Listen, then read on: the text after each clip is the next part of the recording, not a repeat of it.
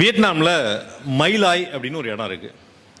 அது எங்கே இருக்குன்னா தெற்கு வியட்நாம்லேருந்து மத்திய வியட்நாம் போகிற வழியில் இருக்குது. பெரும்பாலும் டூரிஸ்ட் ஆட்கள் அந்த இடத்த பற்றி சொல்லவே மாட்டாங்க. அந்த இடம் எப்படி இருந்துச்சு அப்படின்னா, நம்ம ஊரில் இருக்க இங்கே பக்கத்தில் இருக்கக்கூடிய ஒரு முதுகுளத்தூர் மாதிரி ஒரு கிராமம், ஒரு சின்ன கிராமம் தான். அந்த ஊரில் ஒன்றும் பெரிய இதெல்லாம் விவசாயம் தான் அந்த ஊரை சுற்றி நடந்துகிட்டு இருக்கு. 1968 திடீர்னு காலையில் அந்த ஊரில் வயதானவர்கள், பெண்கள், குழந்தைகள் இவங்க தான் இருக்காங்க. ஓரளவு நடுத்தர வயது இருக்கக்கூடிய ஆட்கள்லாம் அந்த ஊரில் இல்லை, எல்லாம் வெளியூரில் வேலை செய்கிறாங்க. ஒரு 1955 அமெரிக்கா அங்கே போர் நடத்திட்டு இருக்கு. 13 வருஷம் ஆச்சு. இது வரைக்கும் அந்த நாட்டை ஜெயிக்க முடியல.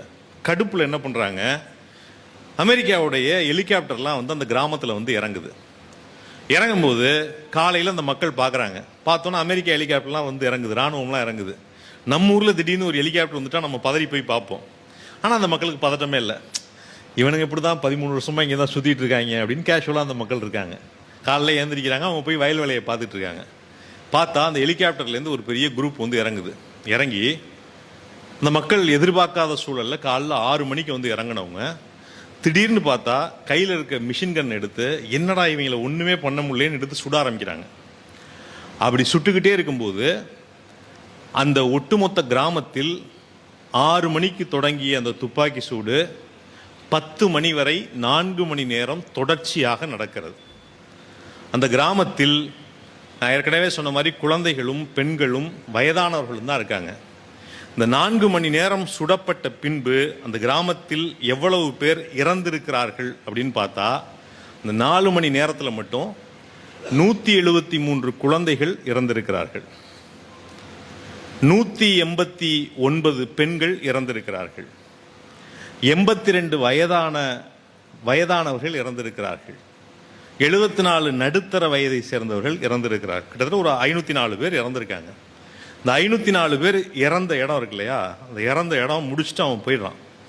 நீங்கள் அதை முடிச்சுட்டு போனதுக்கப்புறம் கிட்டத்தட்ட 2 வருஷம் அதை பற்றியான எந்த தகவலும் யாருக்கும் தெரியாது. திடீர்னு இப்படியான ஒரு பிரச்சனையை பண்ணியிருக்காரு அப்படின்னு அமெரிக்க இராணுவத்துக்குள்ளேயே ஒரு நடவடிக்கை எடுத்து அந்த குற்றத்தை செய்தவருக்கு ஒரு சிறிய தண்டனை கொடுக்குறாங்க. இது சம்பந்தமான தகவல் வெளியில் ஒரு பத்திரிகையாளர் 2 வருஷம் கழித்து அதை பற்றி எழுத போக தான் உலகத்துக்கே அது தெரியுது. அப்போ இந்த சம்பவங்கள்லாம் செய்யும்போது ஒவ்வொன்றையும் அமெரிக்க இராணுவம் ஃபோட்டோ எடுத்திருக்கு. திடீர்னு அந்த மக்கள்லாம் பதறி போய் ஓடி இருக்காங்க. சுடுறாங்களே, ஏன்னா முதல்ல சுடுவாங்கன்னு எதிர்பார்க்கல.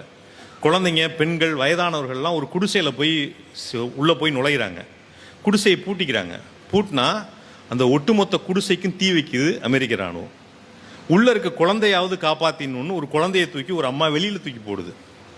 தூக்கி போட்டால் அந்த குழந்தையும் கொன்று அந்த குடிசைக்குள்ளே அமெரிக்க இராணுவம் உள்ள தூக்கி போட்டு கொளுத்திருக்கு. ஒரு பெரிய டிச்சு, ஒரு 170 பேர் அதில் செத்து கிடக்காங்க. அந்த செத்து கிடக்கிறதுக்குள்ள ஒரு 30 பேர் அந்த பிணத்துக்கு கீழே இருந்து மூச்சு விடாமல் செத்த மாதிரியே இருந்து உயிர் பிழைச்சவங்க தான் பின்னாடி வந்திருக்காங்க. கிட்டத்தட்ட அந்த படத்தில் பார்த்தா குடிக்கிற தண்ணி, குடி தண்ணி இருக்கக்கூடிய கிணத்துல ஒரு ஆளை சுட்டு உள்ள தூக்கி போட்டிருக்கு. குடி தண்ணி அதோட அந்த ஊருக்கு அவுட்டு. இப்படி அவ்வளவு கொடுமைகள். கொண்டுகிட்டே இருந்தவனுக்கு ஒரு கட்டத்தில் போர் அடிச்சு போய் ஏன் வெறுமனை கொல்லணும், அங்கே இருக்க பெண்களை வன்புணர்வு செஞ்சுட்டு கொண்டா என்ன அப்படின்னு அவ்வளவு பெண்களையும் வன்புணர்வு செஞ்சு கொலை பண்ணியிருக்காங்க. கிட்டத்தட்ட காலையில் 6 மணிக்கு நம்ம ஊர் மாதிரி அப்படியே காலையில் சுப்பிரபாதம் பாடுற மாதிரி ஏஞ்சி அந்த ஊர் ஒரு 10 மணி ஆகும்போது ஊரில் யாருமே கிடையாது. இப்படி 504 பேர் கொலை செய்யப்பட்டது குறித்து எந்த விதமான ஊடகங்களும் 2 வருஷம் பதிவு பண்ணல. 2 வருஷம் கழிச்சு அந்த செய்தி கொஞ்சம் வெளியில் உலகம் முழுக்க பத்திரிகைகளில் வந்ததுக்கு அப்புறமும் கூட இன்றைக்கும் வியட்நாம் செல்லக்கூடியவர்களை அந்த ஊருக்கு யாரும் அழைச்சிட்டு போகிறதில்ல. அந்த ஊரில் அந்த இடத்த நீங்கள் உள்ளே போய் பார்த்தீங்கன்னா இன்றைக்கும் அந்த அரசாங்கம் ஒரு அருங்காட்சியகம் போல் அந்த இடத்தை பாதுகாத்து வச்சுருக்காங்க. நீங்கள் ஒவ்வொரு இடத்தையும் போய் பார்க்கலாம்.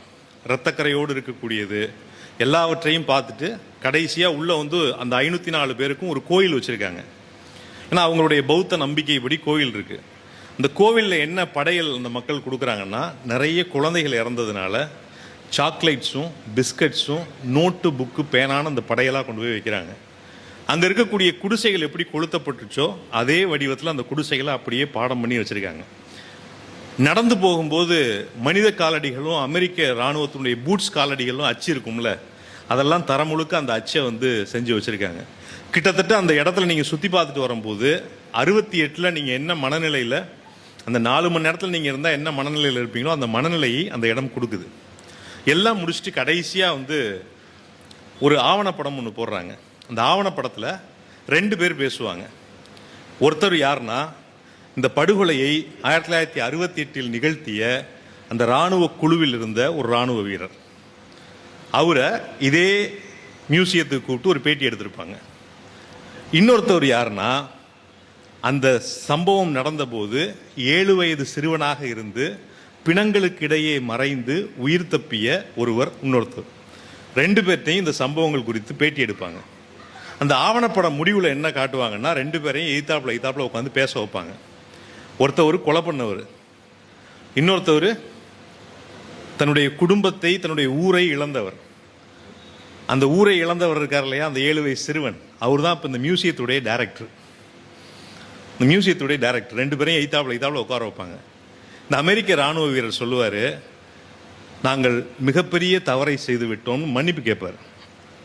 அதுக்கு எய்தாப்பில் உட்காந்துருக்கு ஒரு பதில் சொல்லுவார், நீங்கள் என்னுடைய தாயை கொலை செய்தீர்கள், என்னுடைய ஒரே ஒரு சகோதரியை கொலை செய்தீர்கள், என்னுடைய தம்பியை கொலை செய்தீர்கள், என்னுடைய ஒட்டுமொத்த குடும்பத்தையும் கொலை செய்தது நீங்கள் தான்.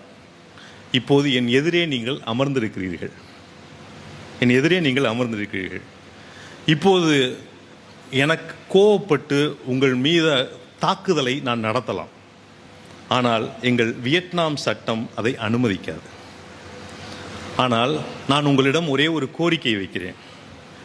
உங்களிடம் வைக்கின்ற கோரிக்கையை உங்களிடம் வைப்பதல்ல, அமெரிக்கர்களிடம் ஒரு கோரிக்கை வைக்கிறேன். நீங்கள் எந்த நாட்டின் மீதும் உங்களுடைய அதிகாரத்தை செலுத்தக்கூடாது என்று உங்கள் பிள்ளைகளுக்கு சொல்லிக் கொடுங்கள்.